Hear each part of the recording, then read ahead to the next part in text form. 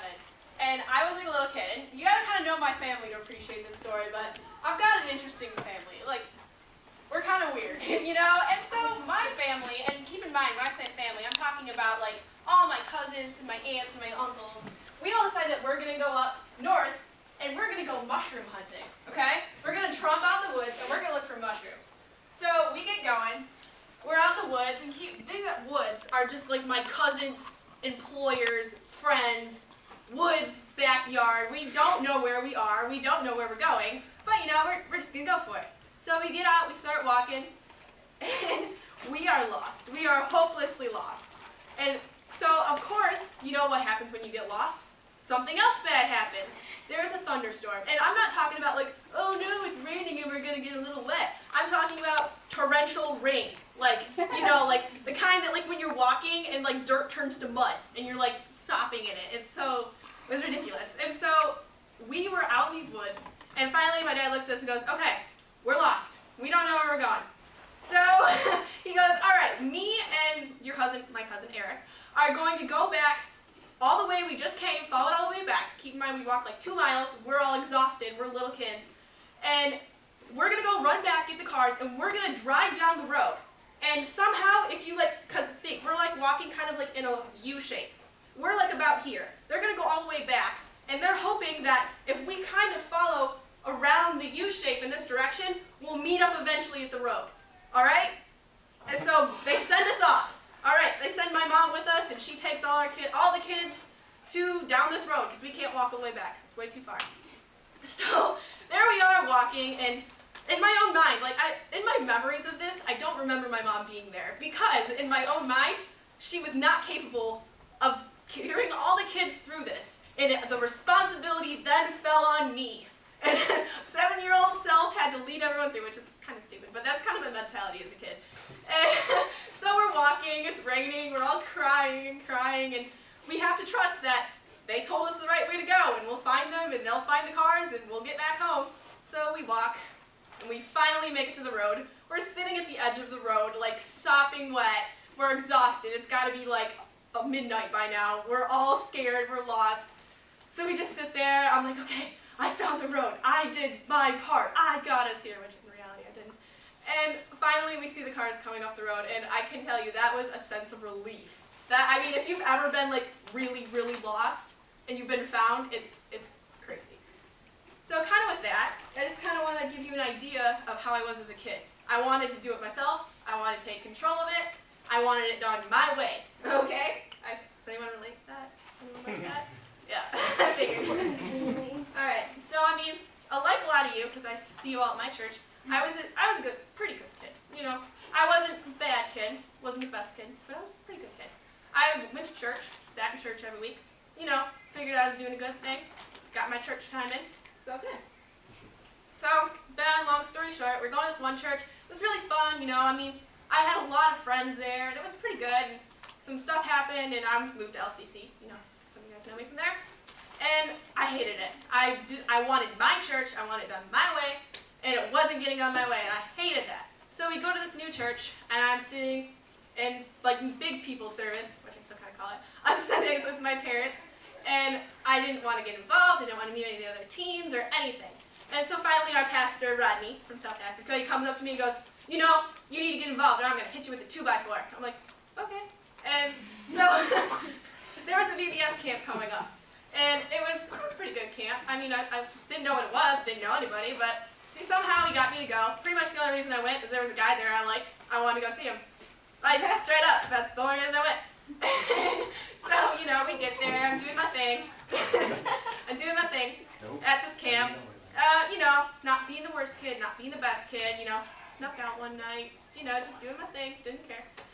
And finally, there's this one night, and this girl's sharing her testimony, and if you guys don't know, testimony is basically just a story about your life.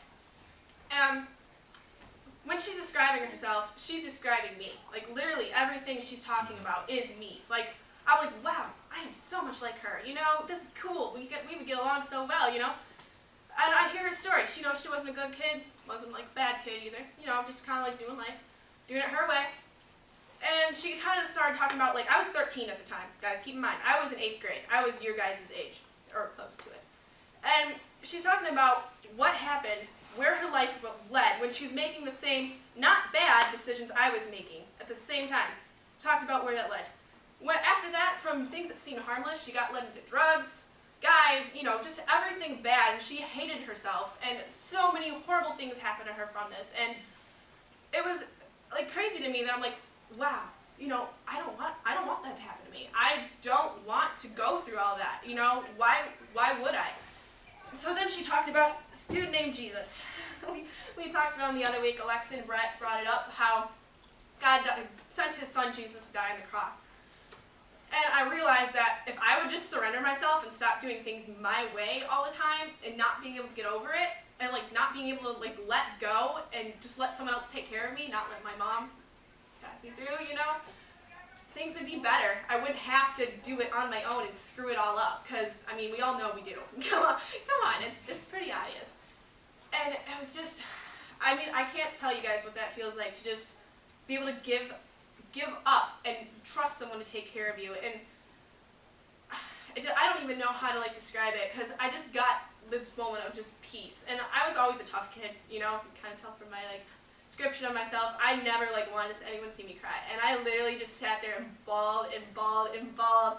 And everyone's like, "What is wrong with you? Are you okay?" I'm just like, "No, I don't know. I can give up things. I don't have to do this by myself anymore." And I was so happy and so emotional, and it was just intense. And the girl that gave her testimony, she saw me crying and everything, and she gave me some of her notes, and I still have them because it meant so much to me. And the verse I want to read to you that was on the top is Matthew 7:13-14.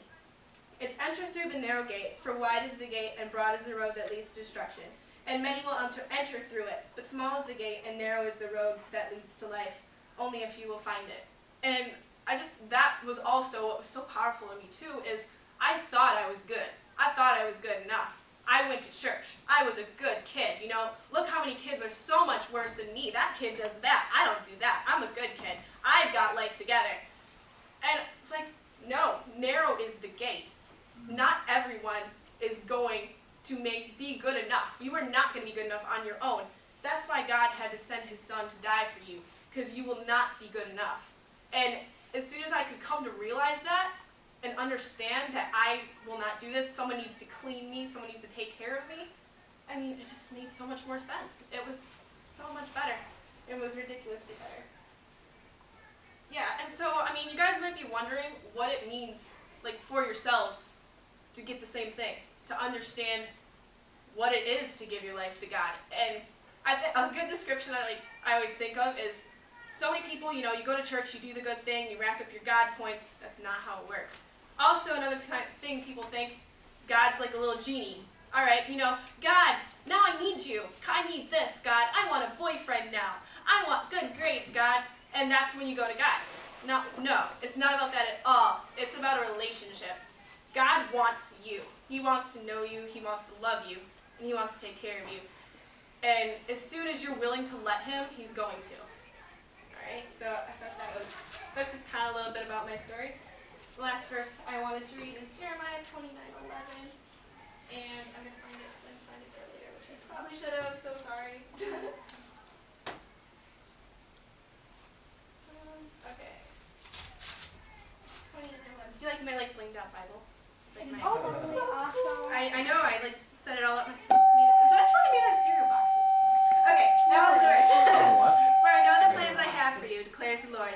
Plans to prosper you and not to harm you. Plans to give you hope in a future. And I thought that was a pretty good sum up of the whole thing, because as soon as you're ready to give God your life, he's got it planned out. He's got a good plan for you. He's not going to let you, if you are relying on him and thinking about him and doing his will, he's not going to let you go through all that crap. He's not going to let you have to deal with all those hard things. And there's so many people in this room, all of us, all the leaders here can tell you what it's like to live without God. It is not good. You don't want it. So that's just a little bit about me. If you guys does anyone have any questions? Okay. If you guys do have any questions, your favorite color? Favorite color is yellow. Yellow? Yes, it is. So, you guys want to talk? Wait, where's Bethany? She has a doctor's appointment. Do you like pancakes? I do. Okay, let me pray for you. you guys really quick and then we can do these, okay? All right. God, I just thank you for everyone here today. I just pray that they understand what I was trying to say today, Lord, and that they will all take it to heart. Think about their lives. God, I just pray that everyone has a good week at school and they don't have to worry about their grades and they're just having a good time. And I pray that they have a peaceful week, God, a week of rest, because we all know we can use that. I just pray for perseverance as they're trying to get everything done, that you help them stick to what they need to do and be good students.